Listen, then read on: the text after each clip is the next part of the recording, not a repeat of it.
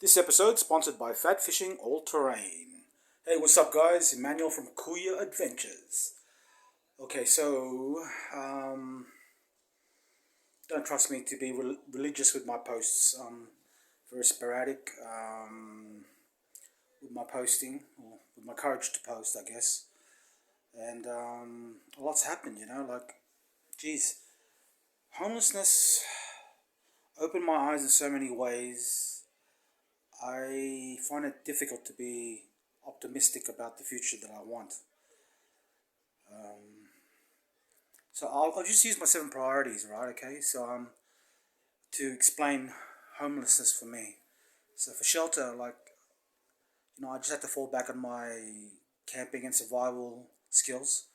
So tent. But like the hard part about shelter was like finding a place to set up shelter, because safety is paramount, right? I had 2 dogs with me. I treated it as my kids, and I couldn't go too deep into the bush. Otherwise, I'd have to leave them there at one point. And funny enough, I never trusted that. I never trusted leaving my dogs in the bush by themselves. So I couldn't do that, and I had to be close to resources, right? So I ended up sleeping in like creeks and reserves. Thankfully, the Georges River is pretty close to Campbelltown. It's right through Campbelltown, and so it was awkward sleeping in wherever I can, really, wherever I could, really. I've slept in sewer drains and at the bottom of cliff walls next to creeks, next to a creek, when I was in Bradbury, and I have slept on the Georges River a few times. I went down Wollongong, and we spent some weeks down in a big reserve down there to come back and have short stays and share accommodation where things were just weren't right for me, and I wasn't well. I had a brain infection. I had water in my lungs. I had water in my heart, and by the time I got out of hospital, I was running at 20% heart strength. Okay, much better now, much better. But shelter was really hard for me. A place where I wanted to hide, like right in the midst of everything. Okay, so that was difficult for me.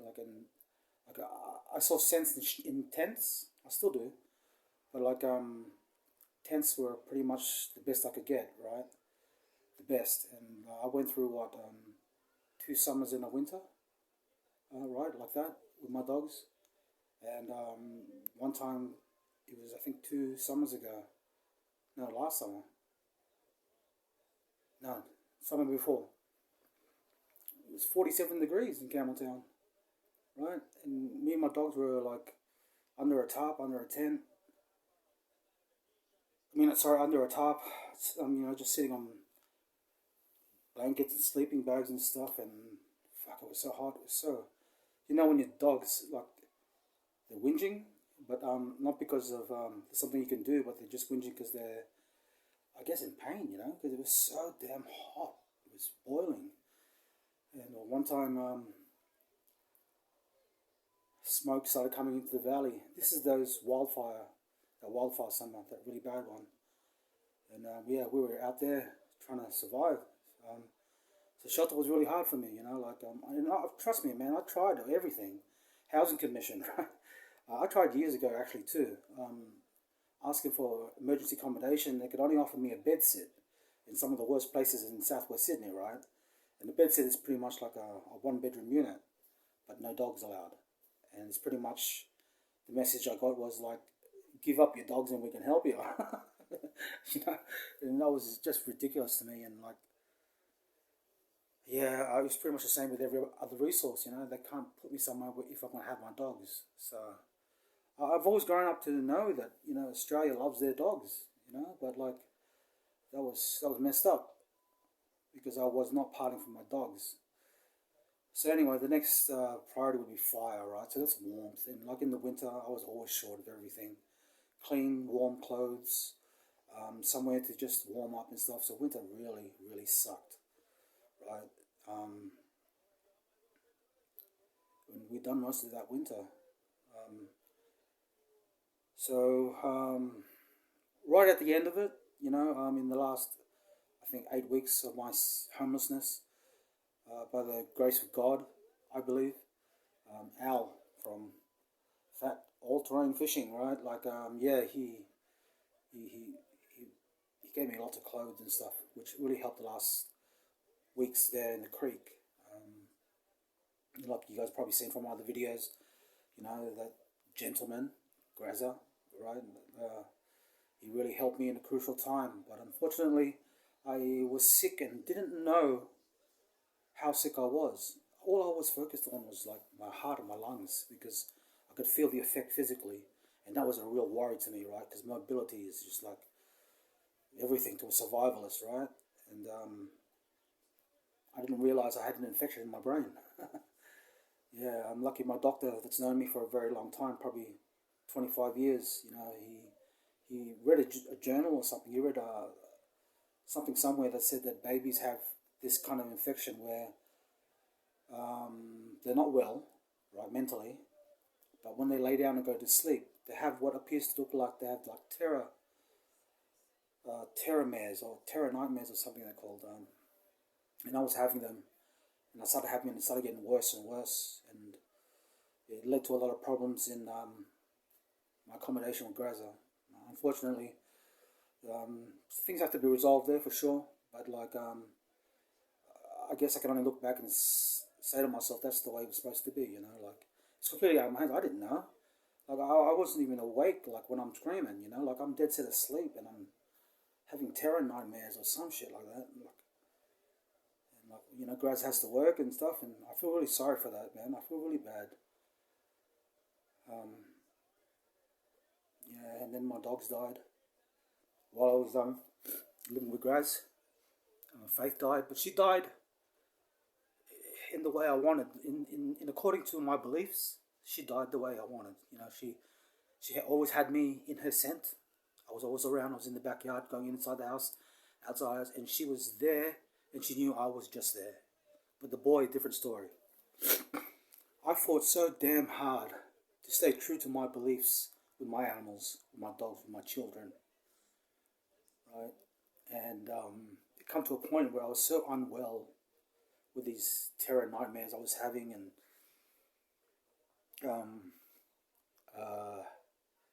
the heart and the lung stuff, like it was like me or the dog, and like I had to go to hospital. Of course, with the support of my family and friends, they were saying go to hospital, like. So I gave in and I said, yeah, okay. Mom and Dad paid for boarding at a kennel, and I really had no excuse, so I put Porgy in the kennel, right? And I let him into the kennel, and I saw just like the place was filled with pit bulls. Sorry, the android's playing up. So where was I? Yeah. I went into hospital.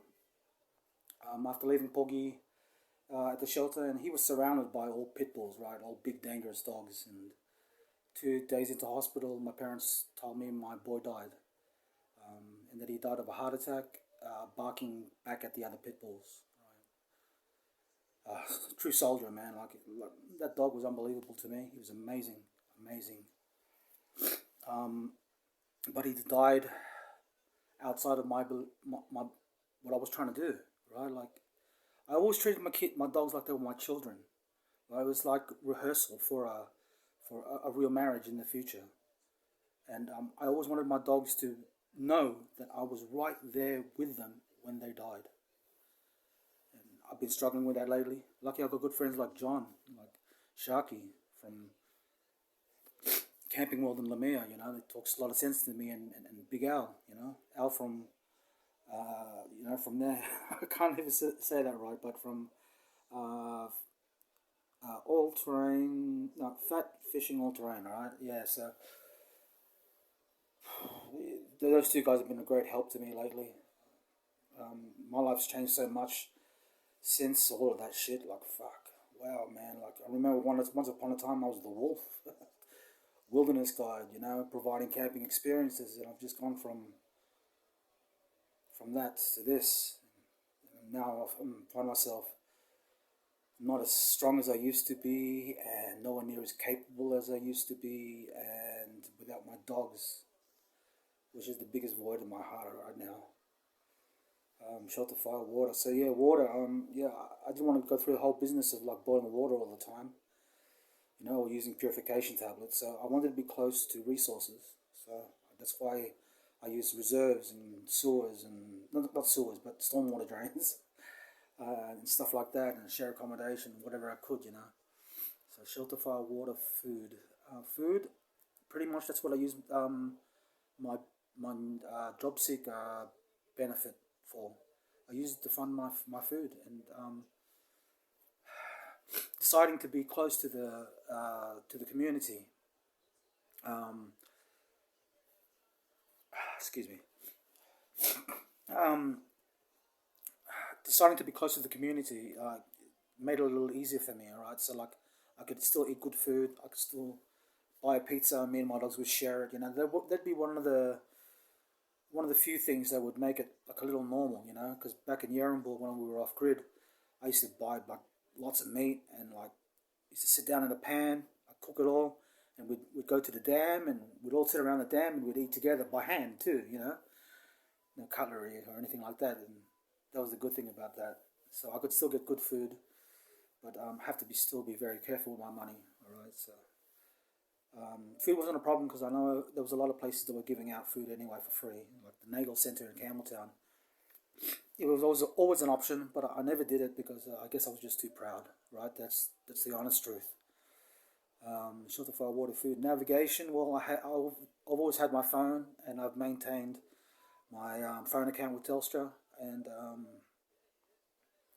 so yeah, contact. I was always contactable. Right, you just had to look hard enough. But I didn't do anything with social media or anything like yeah navigation. So I could go anywhere I wanted, like anywhere really. But I was using a cart, that cart that I showed you before, and it's very limited traveling capabilities. Right. So shelter, fire, water, food, navigation, first aid. Well, I was like I said, close to the community, so I could always go see a doctor or anything like that to have the dogs tied up at the front or hidden around the corner in an alley or something like that. That's what I do usually to go buy food, stuff like that. Those last 8 weeks and 7 weeks in Bradbury Creek, jeez, that was a trip, man. Like I lived in Bradbury for 30 years. People there would have seen me when I was a boy, and they would have seen me as the wolf, and it just all fell apart. It was hard to accept money from people giving it to me, knowing that, you know what I mean? It was, I guess you won't know what I mean, but it was hard. People, strangers, man, but I know they've seen me before. They know me like they've seen me walk this strip that many times a day, right? They just knew that I was homeless. They knew I was in need, and they gave. And fuck, do I love Bradbury for that? I love Bradbury for that, man. Even like a disabled woman, mentally challenged, like she gave me $20. She gave me $30, and then she said, "Come back next Friday. I'll give you another 20." I thought, "Fucking what?" I couldn't believe it, man. It's like fuck. Nothing ever pans out the way I plan. Anyway, the last priority as a homeless person was signaling. Right, signaling is the seventh priority of my survival skills, and it took a lot for me to accept help and to ask for help. But I finally did, and I'm on my way back, guys. Like, just so much to work out. Like, I no longer have a brain infection. Um, I left hospital at 20% heart strength. I'd say right now I'm somewhere around 60 or 70. Okay, so I'm getting stronger, and I will take on the role down to Taralga, alright, to be the ground maintenance manager, living, whatever, right? I'll be that guy for a while because I know I need it, and I hope to come back with more capabilities, with helping and informing you of my life, in hopes that it'll better yours. Right? Peace, guys.